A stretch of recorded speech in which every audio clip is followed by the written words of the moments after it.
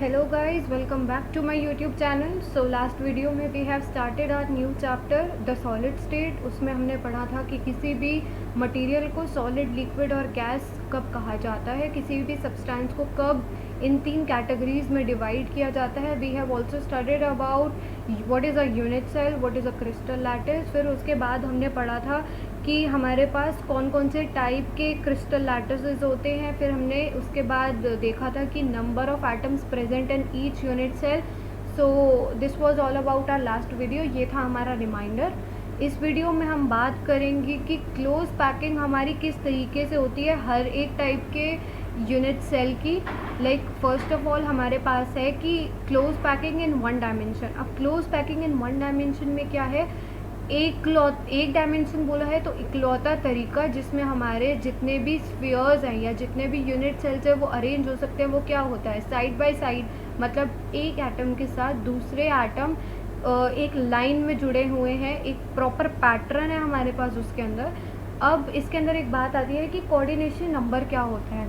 Coordination number होता है कि एक एटम के आसपास, यानी कि also it's left side and right side कितने और एटम्स जुड़े हुए हैं, या फिर एक हमारे पास जो हम डायमेंशन यहाँ पे काउंट कर रहे हैं उसके अंदर किस तरीके से एटम एक एटम के साथ दूसरे एटम जुड़े हुए हैं. इसमें आप देख सकते हैं कि अगर हम कोई भी एक एटम कंसीडर करते हैं तो उसके साथ दो और एटम्स जुड़े हुए हैं. So this is it has coordination number 2, क्योंकि इसके अंदर हमारे पास दो एटम्स एक एटम के साथ एनक्लोज्ड हैं या फिर जुड़े हुए हैं.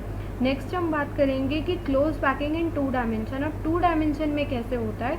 2 डायमेंशन में हम ये देखते हैं कि सबसे इजी तरीका इसको पढ़ने का ये होता है कि अगर हम एक ही टाइप के एटम्स को एक के ऊपर एक रख देंगे, दैट मीन्स उनका एक प्रॉपर पैटर्न है. मान लीजिए हमने जैसे 1 डायमेंशन में लिया था, एक एटम्स है, उन एटम्स के अरेंजमेंट को हमने ए मान लिया. एटम अरेंजमेंट के ऊपर वापस से एक और ए की लेयर, फिर एक और ए की लेयर. सो ऐसे हमारे पास जो पैटर्न क्रिएट होगा that would B A pattern.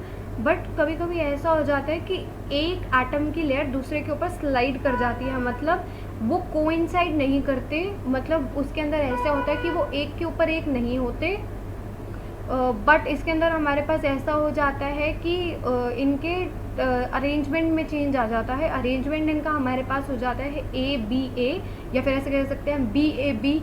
मतलब ऐसे होता है बी की लेयर, फिर उसके बाद ए की लेयर, फिर बी की लेयर, फिर ए की लेयर. ये 2 तरीके होते हैं हमारे पास 2 डायमेंशनल में अरेंज करने के.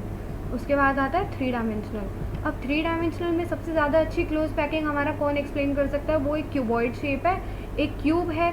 अब इसके अंदर हमारे पास 2 तरीके की क्लोज पैकिंग होती है. एक तो हम इसके अंदर बात करेंगे हमारी एक लाइक आप इसके अंदर देख सकते हैं डायग्राम में क्यूब फॉर्म और एक स्क्वायर फॉर्म, ये कह सकते हैं हम स्क्वायर्स का अरेंजमेंट है जो हमारा 3 डायमेंशन को एक्सप्लेन कर रहा है.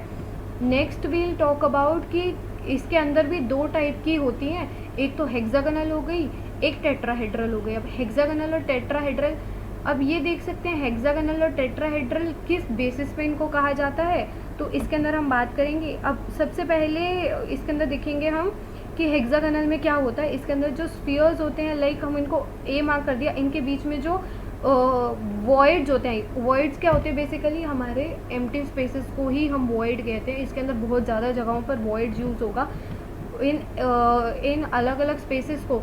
अब मान लीजिए इस डायग्राम में आपको नज़र में आ रहा है कि जो एटम्स की अरेंजमेंट है उसकी वजह से जो वॉइड्स है, वॉइड्स एक शेप क्रिएट कर रहे हैं. फर्स्ट वाले में आप देखेंगे तो टेट्राहेड्रल शेप हो रही है, नेक्स्ट वाले में octahedral.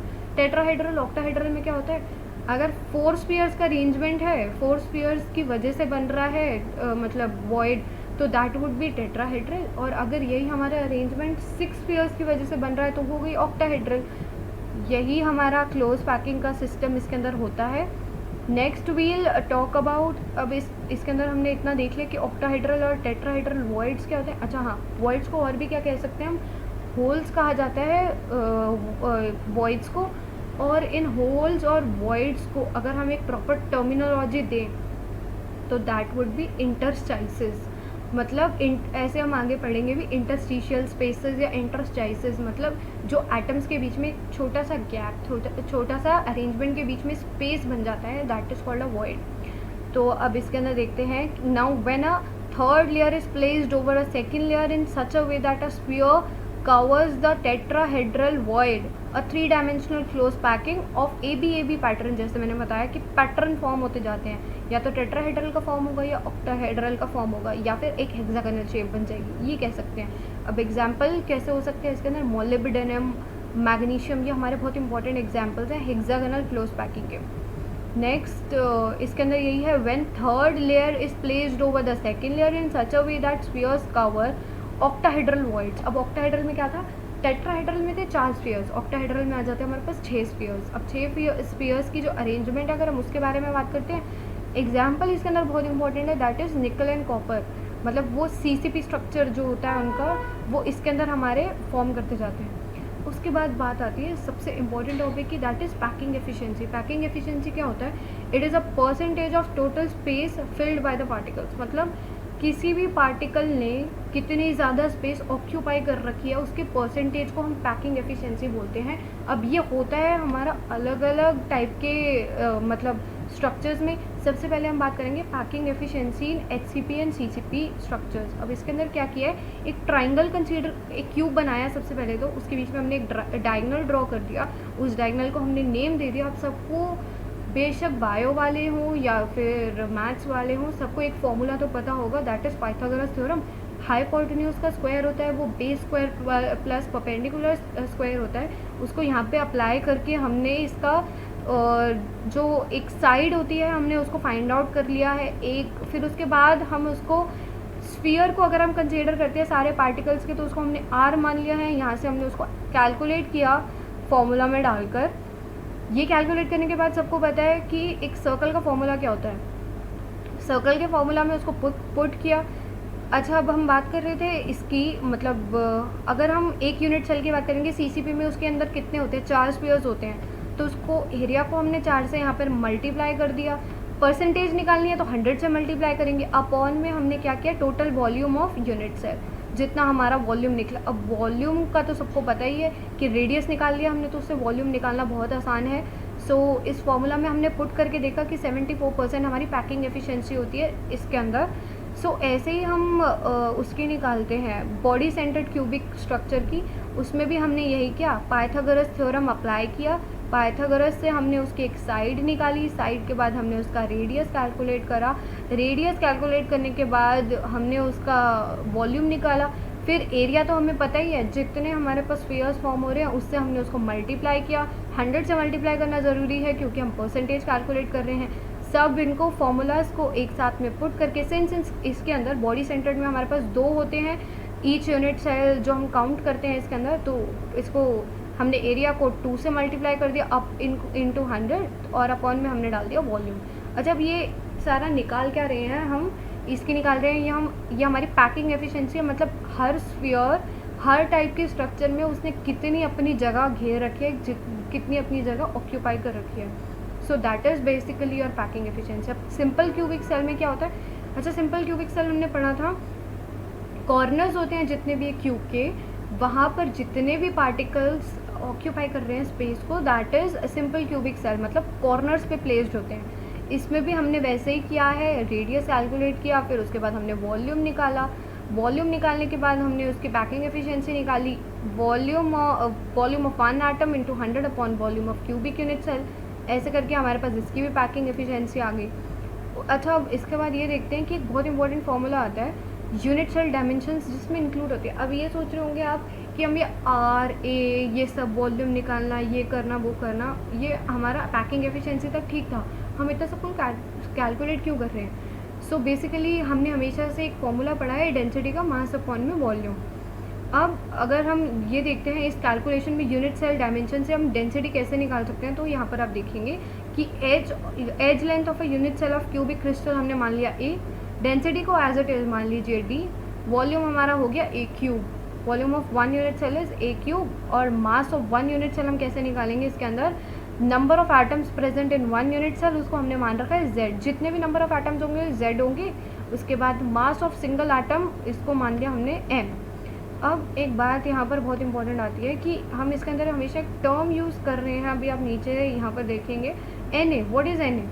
This is basically Avogadro number. इसके अंदर हर एटम के लिए निकाल रहे हैं तो एवोगाड्रो नंबर से मल्टीप्लाई भी करना पड़ेगा हमें, जेन्युइन सी बात है। तो इसके अंदर डेंसिटी जैसे हमने निकाली है mass of unit cell upon में वॉल्यूम ऑफ यूनिट सेल, इसका ये प्रॉपर फॉर्मूला बन के पूरी डेरिवेशन जैसे मैंने दिखाई है, M is equal to M upon में N A is Avogadro number, इससे निकालनी है हमने डेंसिटी। तो जेड एम अपॉन में A cube is equal to Z M, फिर इसके बाद ये देखिए यहाँ पर जेड एम अपॉन में ए क्यूब एन ए, उसके बाद हमारा क्या होता है, ये हमने यहाँ से डी कैलकुलेट कर लिया। प्रॉपर पूरे फॉर्मूला में सब कुछ पुट करने के बाद हमारे पास जो फॉर्मूला बन के आया है, मतलब हमारे पास जो density of each unit cell, density of unit cell जो फॉर्मूला आया वो जेड एम अपॉन में ए क्यूब एन ए होता है हमारे पास। उसके बाद हम बात करते हैं इम्परफेक्शन इन सॉलिड्स। सबसे इम्पॉर्टेंट टॉपिक है ये हमारे पूरे चैप्टर का।